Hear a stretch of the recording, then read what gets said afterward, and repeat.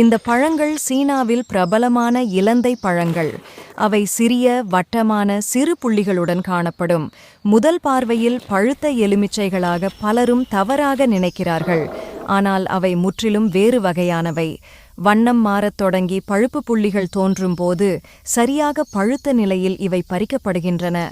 நீராவியில் வேக வைத்த பிறகு இந்த இலந்தை பழங்களை கை மூலம் தோலை உரித்து அவற்றின் மென்மையான மிருதுவான உள்ளீட்டை வெளிக்கொணர்கிறார்கள். பின்னர் அவை நன்கு கலக்கப்படுகின்றன. விதைகளை பிரித்தெடுத்து மென்மையான செறிவூட்டப்பட்ட குழம்பை விட்டுச் செல்கிறார்கள். இந்த குழம்பு பெரும்பாலும் சர்க்கரை மற்றும் கருந்த எள் போன்றவற்றுடன் கலக்கப்படுகின்றது. பின்னர் இந்த கலவையை சூரிய வெளிச்சத்தில் சமமாக பரப்பி வைத்து உலர்த்துகிறார்கள். இது நீண்ட கால சேமிப்பிற்கும் பாதுகாப்பிற்கும் ஏற்றவாறு முற்றிலும் உலர்ந்து தயாராகிறது. முழுமையாக உலர்ந்ததும் இந்த குழம்பு வெட்டப்பட்டு மெல்லிய துண்டுகளாக மடிக்கப்பட்டு மென்மையான மெல்லும் ஜூபிகளாக மாற்றப்படுகின்றன. இனிப்பு நிறைந்த சுவையின் இனிய அசைவுடன் கூடியவை.